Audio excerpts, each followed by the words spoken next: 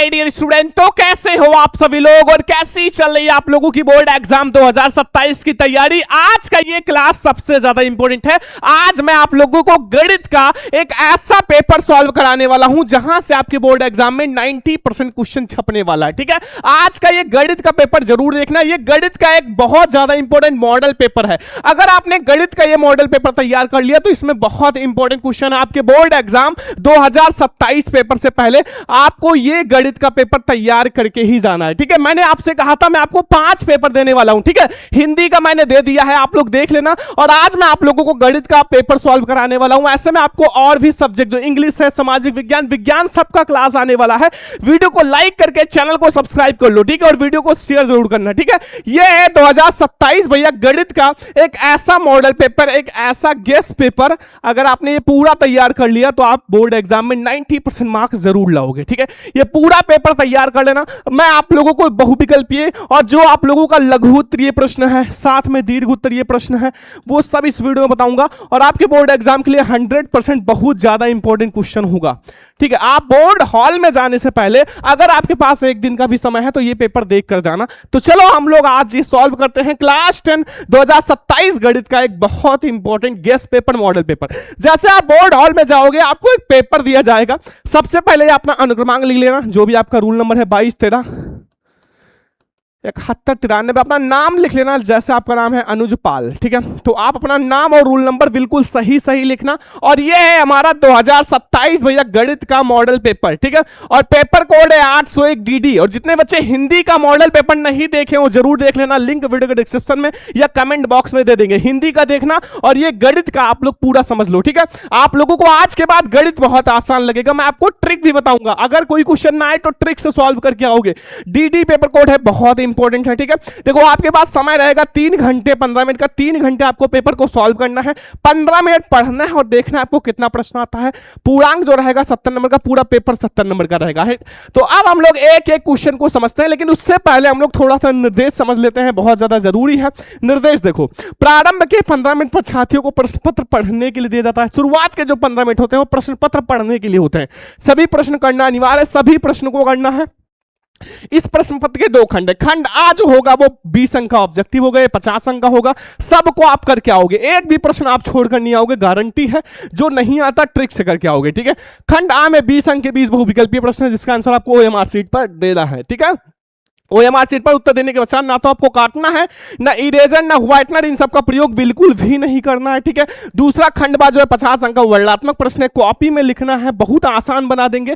जितने बच्चों को मैथ हार्ड लग रहा है, आज का ये वीडियो देखने के बाद मैथ आपको सबसे आसान लगेगा, गारंटी। आपके श्रवण भैया कह रहे हैं तो बहुत ध्यान से देखो। ठीक है, और खंडवा में कुल 5 ही प्रश्न है। प्रत्येक प्रश्न का स्पष्ट लिख दिया गया आपको कितना प्रश्न करना है। ठीक है, एंड प्रश्न के अंक उनके सम्मुख लिखा हुआ, कौन सा प्रश्न 1 अंक का है, 2 अंक का है, 4 अंक का, 6 अंक का है। प्रथम प्रश्न से आरंभ कीजिए, अंत तक जाइए, जो ना आए उसमें अपना समय मत नष्ट कीजिए। ठीक है, अब हम लोग शुरुआत करेंगे जो हमारा खंड आ है। खंड आ जो होगा वो बहुविकल्पीय प्रश्न होगा, बोर्ड एग्जाम के लिए बहुत ज्यादा इंपॉर्टेंट है। ये आपके 20 में 20 अंक आएंगे। ठीक है, 20 में 20 अंक। और आज का ये वीडियो देख लिया तो 20 में 20 अंक आपका पक्का हो जाएगा। आपके ऑब्जेक्टिव क्वेश्चन 20 नंबर का आता है, इसका आंसर आपको OMR शीट में देना होता है। ठीक है, OMR शीट में आपको पूरा क्वेश्चन का आंसर भरना पड़ेगा, बस आप 10 मिनट में भर दोगे। बस क्वेश्चन पहले समझ लो, OMR शीट भरना बहुत आसान होता है, पहले आप पूरा क्वेश्चन समझ लो। ठीक है, तो हम लोग पहले नंबर क्वेश्चन से शुरुआत करते हैं। पूरा आप लोगों को एक एक क्वेश्चन समझाएंगे, एक भी आप ऑब्जेक्टिव क्वेश्चन छोड़कर नहीं आओगे। लास्ट में आपको ट्रिक भी बता दूंगा। ठीक है, बहुत ध्यान से समझना। देखो पहला प्रश्न है, संख्या 144 के अभाज्य गुणनखंड में अभाज्य गुणनखंडों का घातों का योग होगा।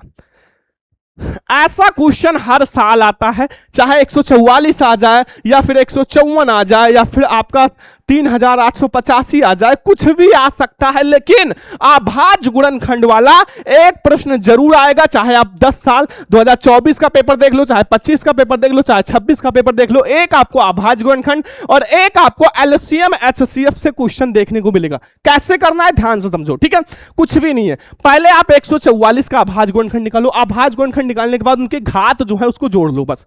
ठीक है, देखो 144, ध्यान से समझना, 144 2 से डिवाइड करोगे, 2 7 दूनी 14 और 2, ठीक है, यानी कि 2 से 36 दूना 72, फिर आप एक बार 2 से करो 18 दूना 36, फिर एक बार आप 2 से कर दो यानी कि 9 हो जाएगा। अब 2 से नहीं होगा क्योंकि अब आपका 9 आ चुका है। अब 3 से करो तो 3 त्रिका 9 और 3 एकन्नम 3, ठीक है, बस हमें इतना मिला, ठीक है। तो 144 का जो हमें अभाज्य गुणनखंड मिला है वो कितना मिला है, 2 कितनी बार है, 1 2 3 4 बार, यानी कि 2 × 2 × 2, ठीक है, और 3 हमारा 2 बार आया है।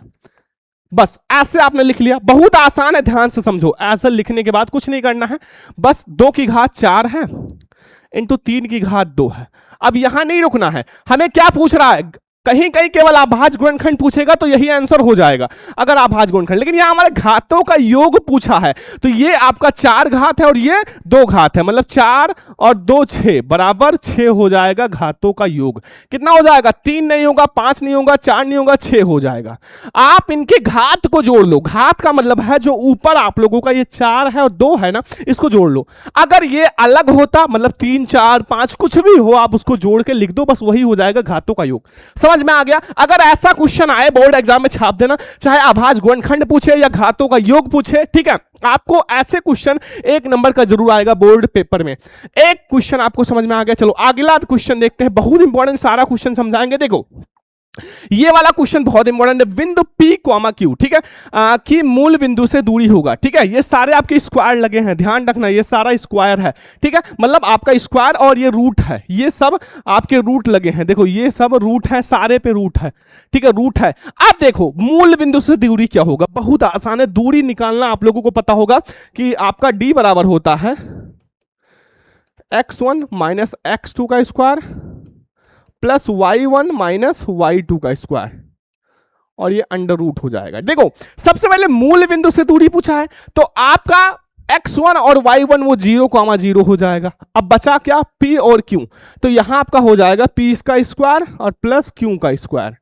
बस यही हो जाएगा अंडर रूट में आंसर। देखो क्यों, क्योंकि यहां आपका x1 वो 0 हो जाएगा, y1 0 हो जाएगा, तो कुछ भी नहीं है ना, और यहां हमारा ये जो है आपका p और q होगा, ठीक है, तो इसलिए हमारा क्या हो जाएगा अंडर रूट, देखो ध्यान से समझना, under root p square plus q square, यही हो जाएगा।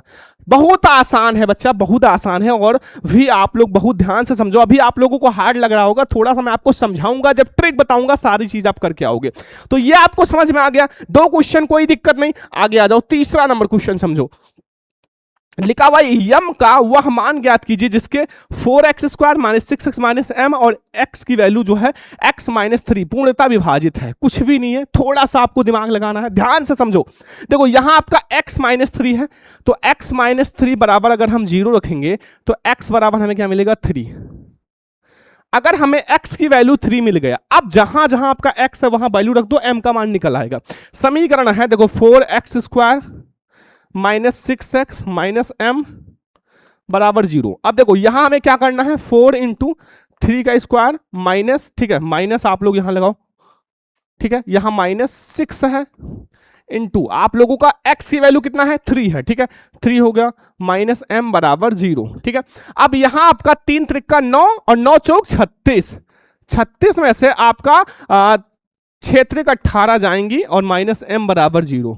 अब यहां से m की वैल्यू जो हमें मिलेगा वो 18 दूना 36, 18 मिलेगा, क्योंकि 36 में से आपका 18 माइनस हो जाएगा। बताओ इसमें कोई हार्ड लगा, 36 में से 18 माइनस हो जाएगा तो 18 ही बचेगा, ठीक है, 18 बचेगा तो m की वैल्यू हमें 18 मिलेगा, और सारा हमारा गलत है, कुछ भी नहीं है। बस आप x की वैल्यू इस समीकरण में रख दो, बस x की वैल्यू आपने इस समीकरण में रख दिया, आपको मिल जाएगा भैया m का वैल्यू, ठीक है, समझ में आ गया। चौथा नंबर क्वेश्चन बहुत ध्यान से समझना, ये गणित का मॉडल पेपर अगर आपने तैयार कर लिया, मैं आपको हर सब्जेक्ट का एक मॉडल पेपर देने वाला हूं। मैंने हिंदी का दे रखा है, आज गणित का दे रहे हैं, ऐसे इंग्लिश का, साइंस का, सबका आने वाला है। बस आप लोग लाइक करके चैनल को सब्सक्राइब कर लो, सारा मॉडल पेपर देख के जाओ, पेपर देकर आओगे मिला लेना, ठीक है।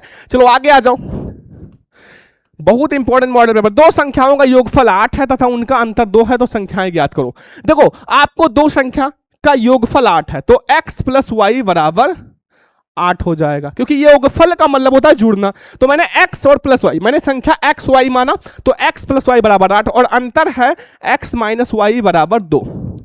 बस यहां से देखो यहां से प्लस माइनस से कट गया, यहां से 2x बराबर 10 मिलेगा और x बराबर 10/2 बराबर 5। x की वैल्यू हमें 5 मिल गया, ठीक है, 5 मिल गया।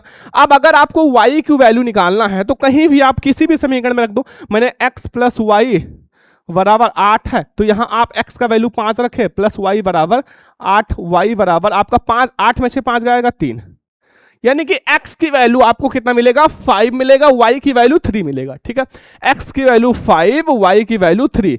अब आप देखो ध्यान से समझना, आप अगर यहां देखो 3 और 5 इसके डिफरेंस कितने हैं 2 का, ठीक है, तो इसलिए हमारा ये वाला सही हो जाएगा बी, ठीक है, समझ में आ गया। 4 क्वेश्चन तक अगर बोर्ड एग्जाम में छाप दोगे ना, कोई दिक्कत कोई कंफ्यूजन नहीं होगा। 5वां नंबर क्वेश्चन आ जाओ, देखते हैं। पूरा क्वेश्चन हम लोग ऐसा समझेंगे कि आप लोग एक भी क्वेश्चन छोड़कर नहीं आओगे।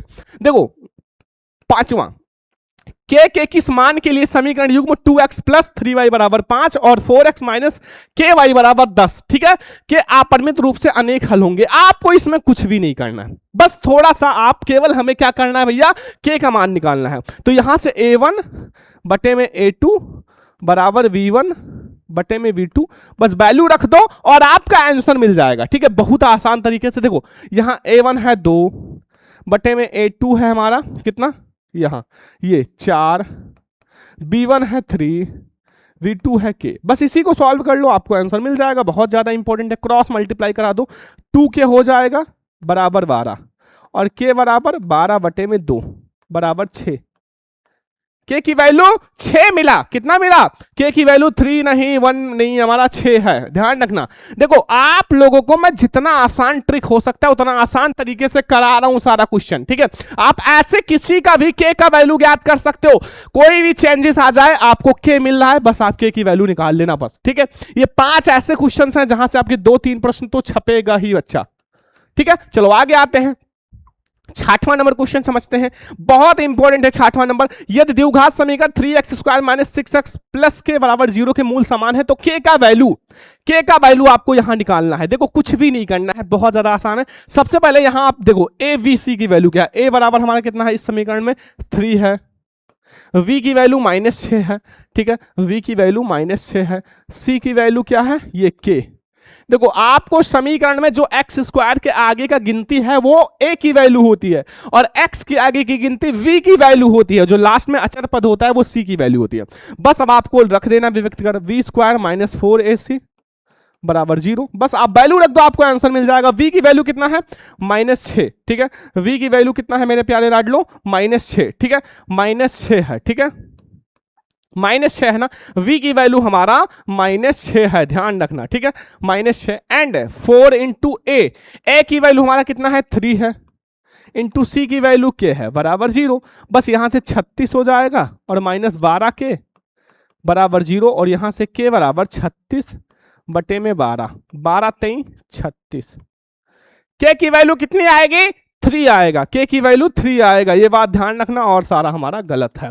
तो यहाँ 6 क्वेश्चन तक समझ में आ गया, अगर बोर्ड एग्जाम में आएगा तो छाप दोगे ना, ये सारा बहुत इंपॉर्टेंट है। मैथ का ये जो मैं मॉडल पेपर करा रहा हूं पूरा समझ कर ही जाना। अब हम लोग देखते हैं क्वेश्चन नंबर 7, हम लोग देखते हैं जो क्वेश्चन नंबर 7 है, बहुत इंपॉर्टेंट है बच्चा। एक आपका ऐसा समीकरण द्विघात समीकरण जरूर आता है आपको हल करने के लिए, एक्स की वैल्यू निकालने के लिए, ठीक है। देखो ध्यान से समझना, ठीक है, पूरा पेपर समझाएंगे आपको। देखो द्विघात समीकरण x square minus 3x minus 10 बराबर 0 के मूल होंगे। सबसे पहले आप इधर समीकरण लिख लो, क्या है x square minus 3x minus 10 बराबर 0। अगर ऐसा समीकरण आए कुछ भी नहीं करना, बीच में जो है जोड़ने घटाने पर 3 और गुणा करने पर 10 आना चाहिए, ऐसा आपको फैक्टर बनाना है। तो आप देखो एक्स स्क्वायर माइनस, अगर आप 5 में से 2 माइनस करोगे तो 3 हो जाएगा, गुणा करोगे 10 हो जाएगा, बस इसी को आप सॉल्व कर लो, आपका आंसर आ जाएगा। X square minus 5x plus 2x minus 10 बराबर 0, ठीक है, बस आप इसी को सॉल्व कर लो, बहुत ज्यादा आसान है। यहां से x आपका कॉमन हो जाएगा x माइनस 5 और यहां से 2 कॉमन हो जाएगा x माइनस 10 दूनी 5 5 बराबर 0। यहां से x माइनस 5 एक वैल्यू मिलेगा और x प्लस 2 एक वैल्यू मिलेगा, ठीक है, बहुत ज्यादा इंपॉर्टेंट है। यहां से x ये 0 कर लो, ठीक है। अब x माइनस 5 बराबर 0, तो ये हमें मिलेगा x बराबर 5 और एक है x प्लस 2 बराबर 0, अर्थात x बराबर -2, यानी कि हमें जो वैल्यू मिला है x का 2, यानी कि 5 कॉमा -2 मिला है, ठीक है, क्योंकि स्क्वायर है इसलिए हमें 2 वैल्यू मिलेगा, अगर 3 घात होता तो 3 वैल्यू। ठीक है, तो ये हमारा 5 कॉमा -2 है, ये भी गलत है, ये भी गलत है, ये है 5 कॉमा -2। बहुत ध्यान से भैया ओएमआर शीट में भरना, देखो सब एक जैसे दिख रहे हैं, ठीक है, इसलिए बहुत ध्यान से भरना मेरे प्यारे स्टूडेंट। ये वाला हमारा सही है। आगे आ जाओ, 8वां नंबर, समांतर श्रेणी में 3, 1, -1, -3 के सार्वांतर होंगे। सार्वांतर का मतलब होता है आप A2 में से A1 को घटा दो, बराबर आपको D मिल जाएगा। यानी कि A2 1 है और -3 बराबर 0, सॉरी D, तो -2, यानी कि -2 हमें मिलेगा सार्वांतर। कितना मिलेगा?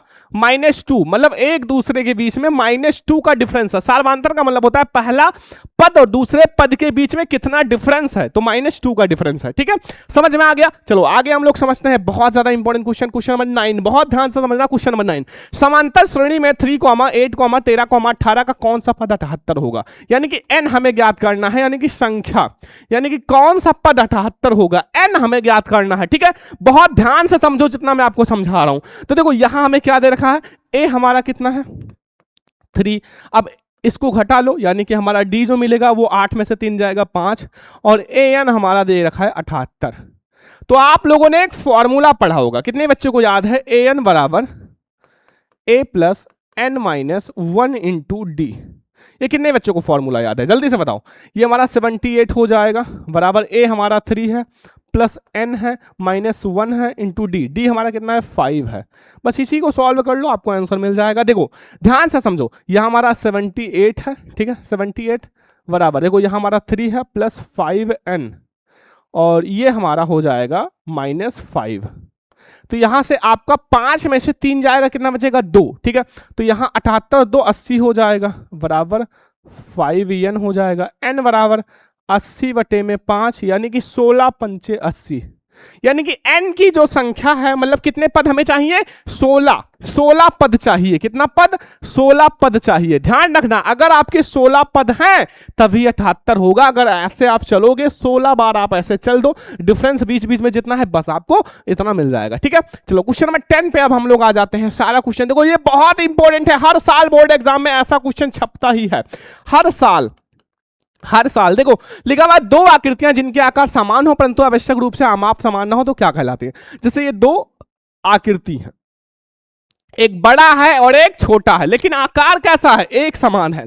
तो ये आकार अगर एक जैसा हो तो उसे सम मतलब समान, रूप मतलब रूप, अर्थात उसे समरूप आकृति कहते हैं। क्या कहते हैं? समरूप आकृति कहते हैं।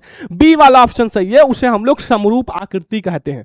ठीक है, देखो त्रिभुज बहुत सारे बच्चों को हार्ड लगता है ना, त्रिभुज का मैं 1 शॉर्ट क्लास लाने वाला हूं बहुत जल्द, 1 शॉर्ट क्लास, और उसमें जितने भी आपके वेरी इंपॉर्टेंट त्रिभुज वाले क्वेश्चन होंगे उसको आप चुटकियों में उड़ा दोगे। ऐसा ऐसा ट्रिक मैं आपको बताऊंगा। ठीक है, आगे आ जाओ। एक क्वेश्चन आपका त्रिभुज से है, चित्र AODC। ठीक है, मैं आपका ये सर्वांश में यदि त्रिभुज आपका देखो कोण VOC बराबर 125 डिग्री और CDO बराबर 70 डिग्री, तो आपको OAV का माप करना है। देखो मैं आपको इसको ट्रिक से समझा देता हूं, जिंदगी भर याद रखोगे अगर ऐसा क्वेश्चन आ जाए। देखो आपको त्रिभुज का मैं 1 शॉर्ट क्लास लाने वाला हूं, अभी आप समझ लो जैसा मैं बता रहा हूं। देखो आप 125 है, 125, ठीक है, अब 125 आप लोगों का यहां लिखा हुआ है। ठीक है, अब कुल जो होता है त्रिभुज का वो 180 डिग्री होता है। 180 में से 125 माइनस कर लो, कितना बचेगा?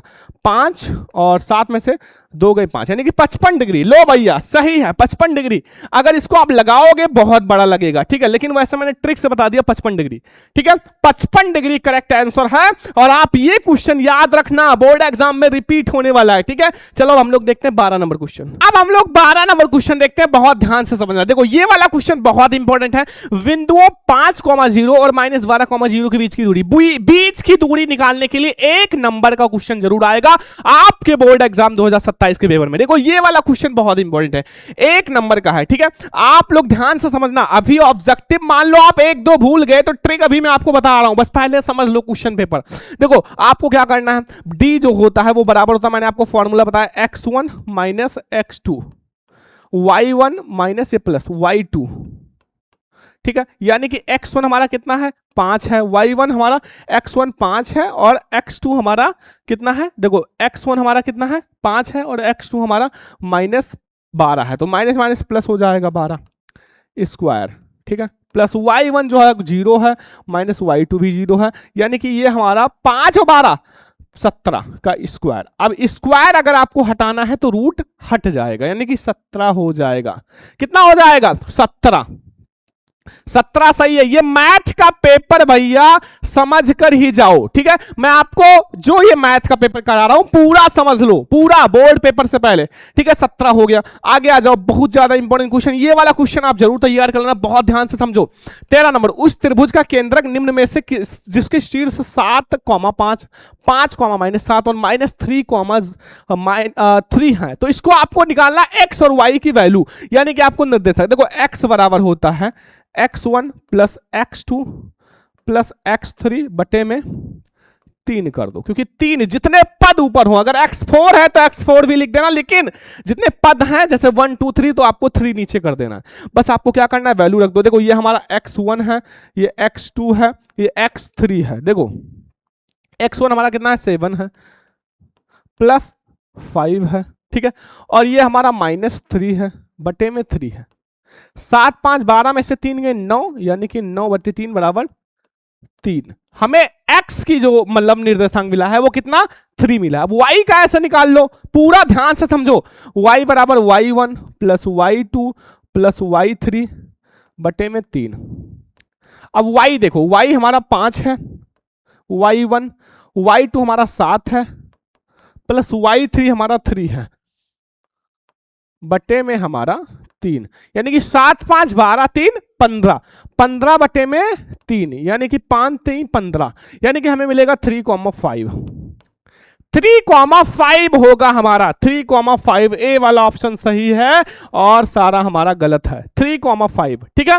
समझ में आ गया ना? ये वाला क्वेश्चन बहुत इंपॉर्टेंट है, क्वेश्चन नंबर आपका 13।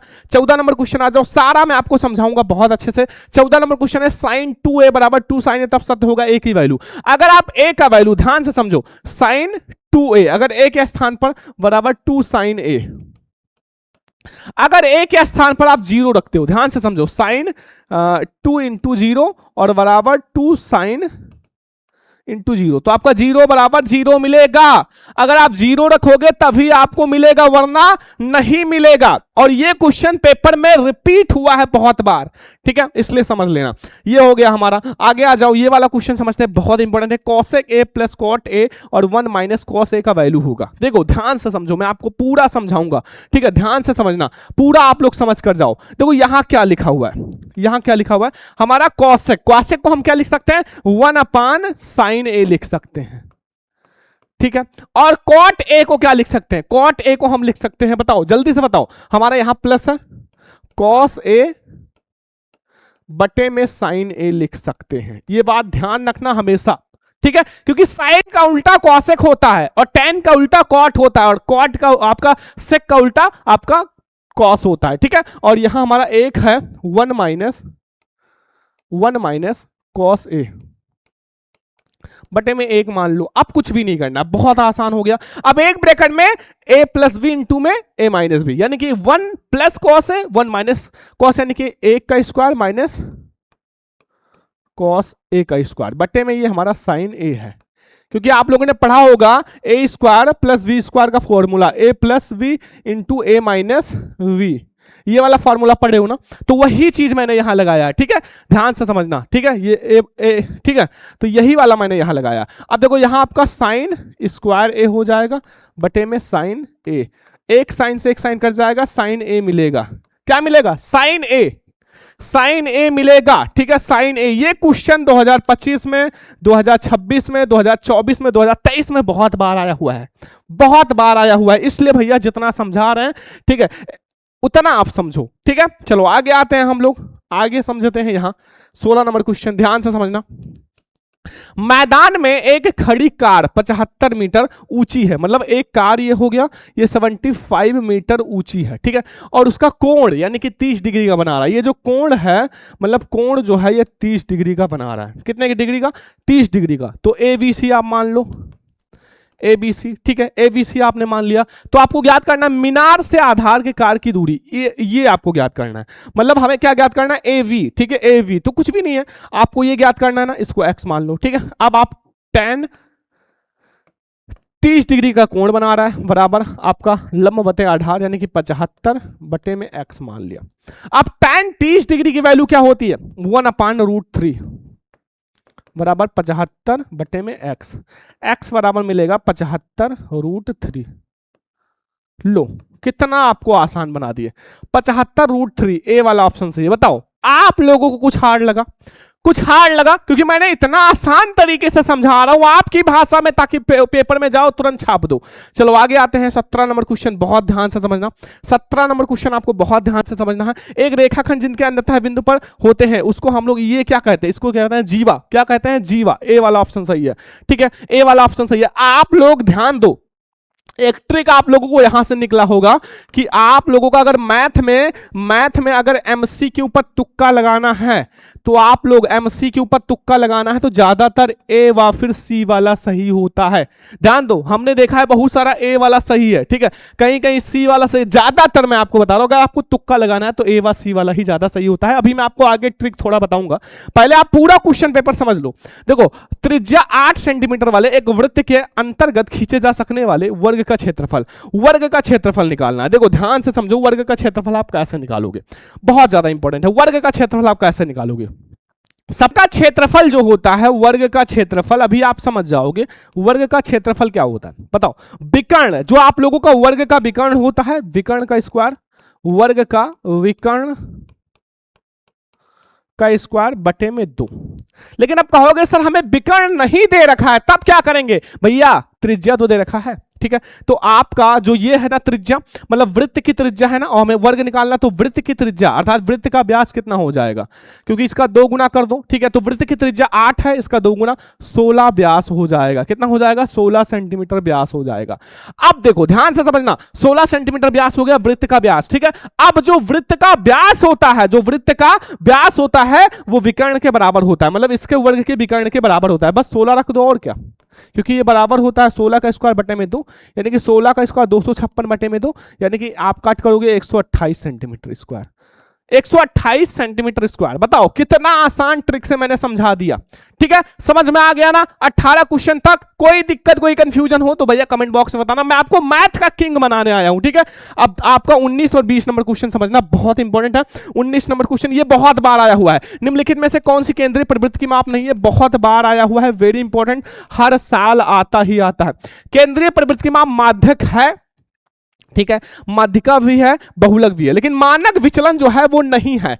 मानक विचलन भैया केंद्रीय प्रवृत्ति की माप नहीं है। लास्ट नंबर भैया क्वेश्चन समझो मैथ का, देखो यदि किसी संख्या के घटित होने की प्रायिकता 59% है तो घटना में घटित ना होने की प्रायिकता होगी।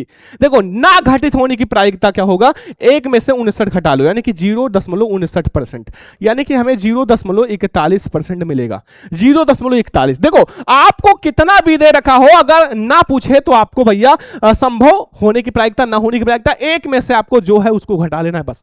ये 20 ऐसे एमसीक्यू प्रश्न हैं जो आपके बोर्ड एग्जाम के लिए बहुत इंपॉर्टेंट है। अब देखो आपको एमसीक्यू प्रश्न का कुछ ऐसा ट्रिक बता देता हूं जो आपके बोर्ड एग्जाम में बहुत काम आएगा। ये पेपर तो आप पूरा तैयार कर लेना, पेपर तो आपको पूरा तैयार कर लेना है, पूरा तैयार कर लो, ठीक है। मान लो ना आए तो एमसीक्यू क्वेश्चन का कुछ ट्रिक समझ लो, एमसीक्यू क्वेश्चन का ट्रिक जो मैथ में बहुत ज्यादा काम आएगा। देखो अगर मान लो आपको कुछ क्वेश्चन ना आए तो आप पहला देखो, अगर आपको तुक्का लगाना हो मैथ में तो आप ज्यादातर ए व फिर सी पर लगाना, ठीक है, आपका लगभग 80% चांस होगा सही है, ठीक है, ये बात ध्यान रखना अगर तुक्का लगाना है तो, ठीक है। दूसरा नंबर, अगर आपको मैथ में ऐसा ऑप्शन दिख जाए, ऑप्शन फर्स्ट व फिर ऑप्शन सेकंड दोनों, अगर ऐसा ऑप्शन दिख जाए तो आप तुरंत लगा देना, ये 99% चांस है कि सही होगा, ठीक है, ध्यान से समझना, ये दूसरा ट्रिक है, ठीक है। तीसरा नंबर ट्रिक, मैं आप लोगों के लिए दिन रात मेहनत कर रहा हूं, वीडियो को लाइक सब्सक्राइब करो, ऐसे और भी सारा सब्जेक्ट का पेपर आने वाला है, हिंदी का पेपर मैंने दे रखा है। तीसरा समझो, अगर आपके इसमें सभी हो, सभी विकल्प सही है तो ऐसे में आप हमेशा अगर ऐसा ऑप्शन दिखे तो उसमें आप ऑप्शन नंबर सी वाला ही लगाना, ठीक है। ये कुछ ऐसे ट्रिक्स हैं जो बहुत ज्यादा काम आएगा।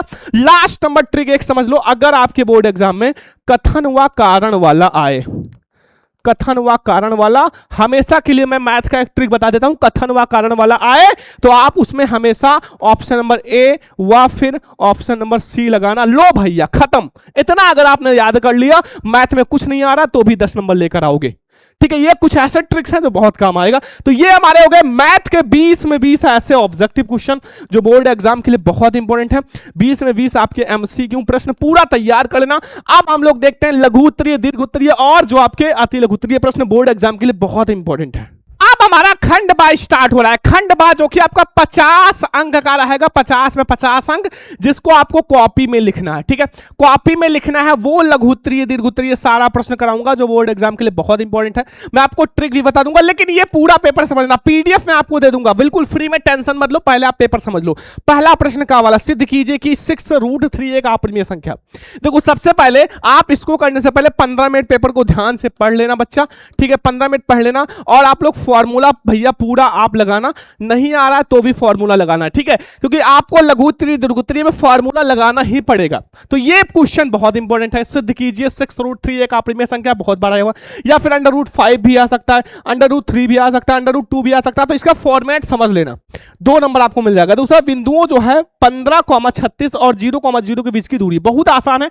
आप ये वाला क्वेश्चन बहुत आसान है, d बराबर x1 - x2 का स्क्वायर, ये वाला आप लगाओ y1 - y2 का। ठीक है, अंडर रूट वाला। अगला, बिंदुओं 8,-2 और -4,6 को जोड़ने वाले रेखाखंड को समत्रिभाजित करने वाले बिंदुओं का निर्देशांक ज्ञात करो। अभी मैं आपको पूरा सॉल्यूशन समझाऊंगा, पहले आप पेपर समझ लो, पूरा पेपर पूरा समझ लो पहले, फिर मैं आपको सॉल्यूशन समझाऊंगा। ठीक है, 2-2 नंबर के क्वेश्चन सारा समझ लो। देखो घा वाला है, यदि a जो है -5,1, V जो है -3, -2 तथा C -1,8 त्रिभुज ABC के शीर्ष हैं, तो A से जाने वाली की मध्यिका की लंबाई, आपको मध्यिका की, जैसे मध्यिका की लंबाई ज्ञात करना है। ठीक है, बहुत स्पेशल पेपर है। ठीक है, और ये क्वेश्चंस बहुत इंपॉर्टेंट है। अंगा वाला देखो, अंगा वाला, क्योंकि आप लोगों का ये क्वेश्चन आपके 6 प्रश्न होते हैं। एक शंकु के आकार की त्रिज्या 3.5 सेंटीमीटर तथा ऊंचाई 12 सेंटीमीटर, शंकु के तिर्यक ऊंचाई ज्ञात कीजिए, शंकु का आयतन भी ज्ञात करना है, 2 अंक का।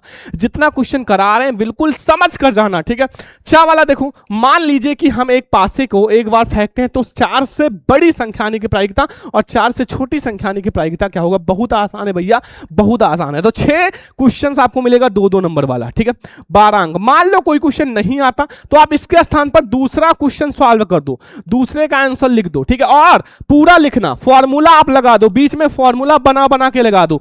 ऐसा लगे कि एग्जामिनर देखे तो लगे बच्चे ने अच्छे से क्वेश्चन सॉल्व किया है, तो भी आपको नंबर मिल जाता है, लेकिन छोड़कर नहीं आना है। ठीक है, ये आपका बहुत इंपॉर्टेंट, ये बहुत वायरल प्रश्न है, ध्यान से समझना।